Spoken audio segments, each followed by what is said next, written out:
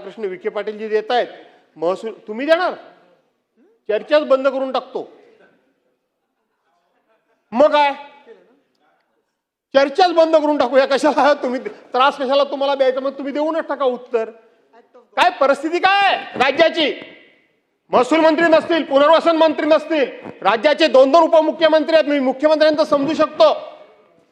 आणि तुम्ही जर उत्तर म्हणजे तुमचा मी अवमान करू इच्छित नाही, पण शेवटी महाराष्ट्रावर एवढं मोठं संकट आलेलं असताना तुम्ही जर अशा पद्धतीने केवळ चटावरचं श्राद्ध उरकावं, अशा पद्धतीने एखाद्या राज्यमंत्र्याकडून जर आम्हाला उत्तर मिळणार असेल तर ही चर्चा कशाला करायची अध्यक्ष महोदय?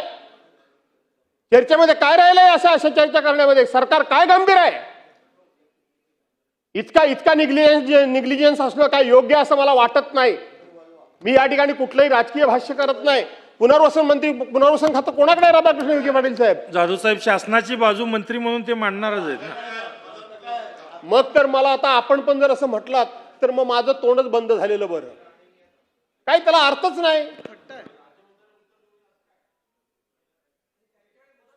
शासनाच्या बाजूने मंत्री अध्यक्ष महोदय, कॅबिनेट मंत्री गेले कुठं?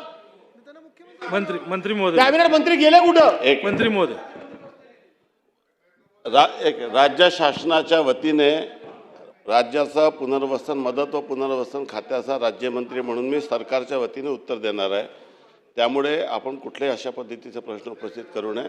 माननीय मंत्री महोदय हे आपत्ती व्यवस्थापनासाठी ज्या ठिकाणी घटना घडलेली आहे त्या ठिकाणी कालपासून त्या ठिकाणी आहे आणि गिरीश महाजन साहेब, आणि म्हणून आपण त्यामुळे कुठल्या मंत्र्यांनी उत्तर द्यावं हे असा आग्रह आपण धरू शकत नाही. मंत्री महोदय, जाधव साहेब आपण बोला. मी बोलतोय, प्रश्न नुसतं बोलायचंय, बाकी काय आहे त्याच्यामध्ये? इतकं जर महाराष्ट्रावर आलेलं एवढं मोठं संकट असेल आणि त्या संकटाच्या बाबतीत सरकार जर इतक्या पद्धतीने आणि अशा बेजबाबदारपणे, निर्दयपणे आणि उद्दामपणे आणि आमच्याकडे मेजॉरिटी आहे म्हणून कसंही वागणार असेल तर ठीक आहे, नुसती चर्चा करूया, भाषणं करूया आणि विषय संपवून टाकूया अध्यक्ष महोदय. आणि म्हणून अध्यक्ष महोदय या ठिकाणी अध्यक्ष महोदय अत्यंत महत्वाच्या विषयावर बोलूया, कन्क्लूड होऊ द्या, झाल्यावर देतो तुम्हाला. अरे माझा पॉइंट बोलणार. वसई विरार. अध्यक्ष महोदय अत्यंत महत्वाच्या विषयावर या ठिकाणी चर्चा चालू आहे. 2-2 कॅबिनेट मिनिस्टर सभागृहात उपस्थित आहेत. ज्या विषयावर चर्चा आहे त्या विषयाचे राज्यमंत्री सभागृहामध्ये उपस्थित आहेत, मदत पुनर्वसन खात्याचे राज्यमंत्री उपस्थित आहेत. अशा वेळेला ज्यांना विरोधी पक्षनेता होण्याची भयंकर आस लागलेली आहे त्यांना या राज्याचे मदत पुनर्वसन 2 मिनिटं मदत पुनर्वसन मंत्री कोण आहे हे माहित नाहीये. क्रमांक 1. आणि अशा वेळेला राज्य सरकार 2 मिनिटं मला पूर्ण करू द्या. राज्य सरकार संवेदनशील पद्धतीने चर्चेला उत्तर देत असताना सरकार बेताल आहे, उद्दाम आहे. अशा 2 मिनिटं अशा प्रकारची असंसदीय. जाधव साहेब चालू करा आपण. अध्यक्ष महोदय इथे सत्ताधारी पक्षातून तुम्ही सांगू नका राम मंदिर लुटताना चोर कुठले सांगू नये. जाधव साहेब आपण चालू करा. भातकर साहेब खाली बसा. भातकर साहेब खाली बसा. सांगू नये. चला बसून घ्या, राम मंदिर बसून घ्या सगळे. चला नीट बोला, नीट बोला, नीट बोला, नीट बोला. वय बघा तुमचं. लय उर्मट आणि घमेंडखोर नुसता बसलाय कोपऱ्यात. प्रत्येक वेळी असा अहंकार असो हे ठीक आहे. भातकर साहेब आपण बसा. जाधव साहेब आपण चालू करा. तुम्हाला अधिकार कोणी दिला? जाधव साहेब आपण चालू तुम्हाला करा. अधिकार कोणी दिला यांना बोलायचा? राम मंदिर कोण तुम्ही? जाधव साहेब आपण बोला. अरे राम मंदिराच्या चोऱ्या करणारे आहेत तुम्ही. बोलू नये. चंदा चोरा. ठीक आहे, बसून घ्या. हा. आदित्य साहेब बसा, बसून घ्या. आणि म्हणून अध्यक्ष महोदय ठीक आहे. काल बघितलं मी पालन केलं संसदेपर्यंत. यांचं बोलणं अहंकारी आणि सगळं काय सर्वज्ञ मी आहे वगैरे अनेक वेळा मी बघितलं ह्या माणसाचं. खरं सांगायला गेलं तर मी म्हणजे सर्वज्ञ. पण आपल्याला तुमच्या मर्यादा लोकांना माहिती आहे, तुमचं ज्ञान लोकांना माहिती आहे, तुमची कुवत लोकांना माहिती आहे, तुमची झेप लोकांना माहिती आहे, सगळं माहिती आहे.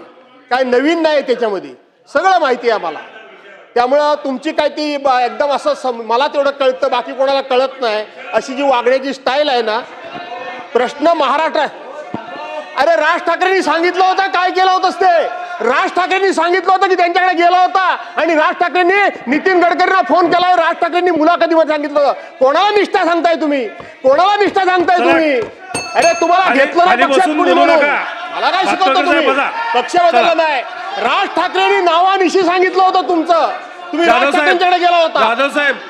जाधव साहेब का पक्षविषयाचं जाधव साहेब विषयावर आपण चर्चा करू. चला.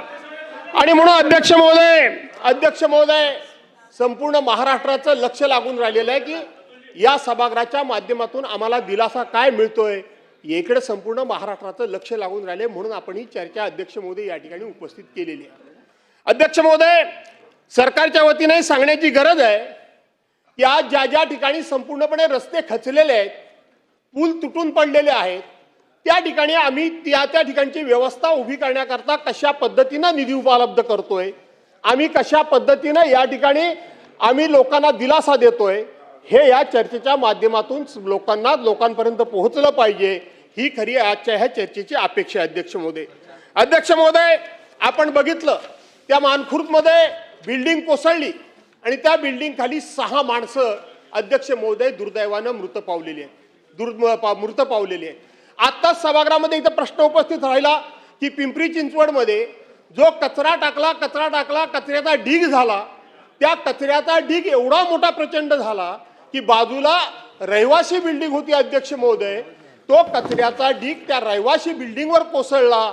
6 लोकांचे त्या ठिकाणी मृतदेह सापडलेत. खरं किती खोटं किती माहित नाही, पण ते अजून 23 लोक त्या ढिगाऱ्याखाली गाडली गेल्याची भीती त्या ठिकाणचे ग्रामस्थ 23 लोक गाडल्याची अध्यक्ष महोदय भीती हे तिथले ग्रामस्थ व्यक्त करतायत.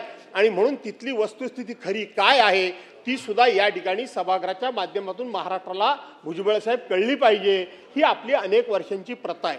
अध्यक्ष महोदय, एक आपल्याकडं खोपोलीला अतिशय चांगल्या प्रकारचा एक सामाजिक कार्यकर्ता पोरगा, परवांच्या दिवशी ज्या वेळेला हे मिसिंग लिंक सारख्या ठिकाणी दुर्घटना घडली, त्या ठिकाणी लोकांना दिवस रात्र मदत करण्याकरता म्हणून तो उपस्थित होता. त्या दिवशी तो टँकर रस्त्यावर पडला आणि 16 तास रस्त्यावर पुणे मुंबई हायवेवर ज्या वेळेला वाहतूक थांबली होती, ती वाहतूक मोकळी करण्याकरता म्हणून एक तरुण दिवस रात्र त्या ठिकाणी राबत होता. तोच तरुण परवांच्या दिवशी खोपोलीला एक झाड रस्त्यावर पडलं. अध्यक्ष महोदय, आणि झाड पडल्यानंतर तो ते झाड बाजूला करण्याकरता गेला.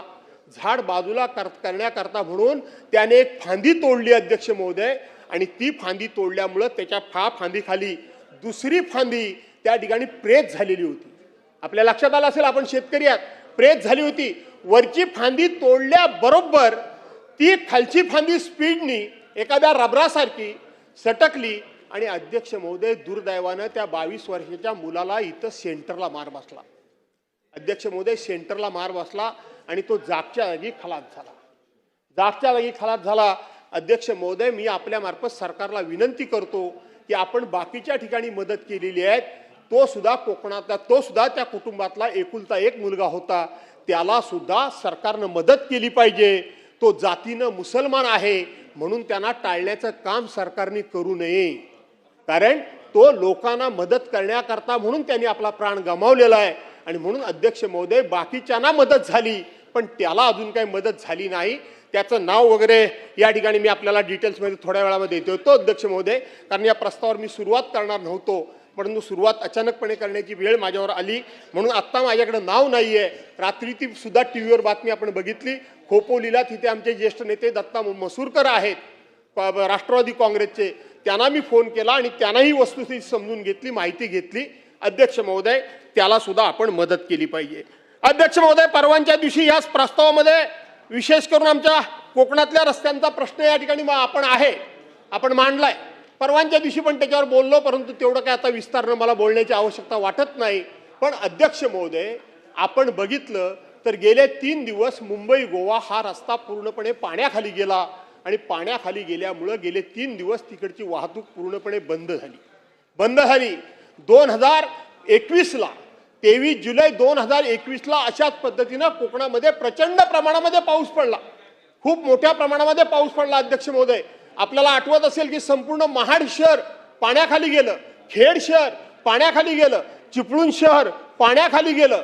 त्या महाडमध्ये तर या पुरामुळं एका गाडीवर 3 गाड्या ऑटोमॅटिक वरती पुरामुळं तरंगत राहिल्या, त्या वरती चढून बसल्या आणि त्या ठिकाणी कोकणामध्ये हा पुराचा प्रश्न हा कायमचा आहे अध्यक्ष महोदय.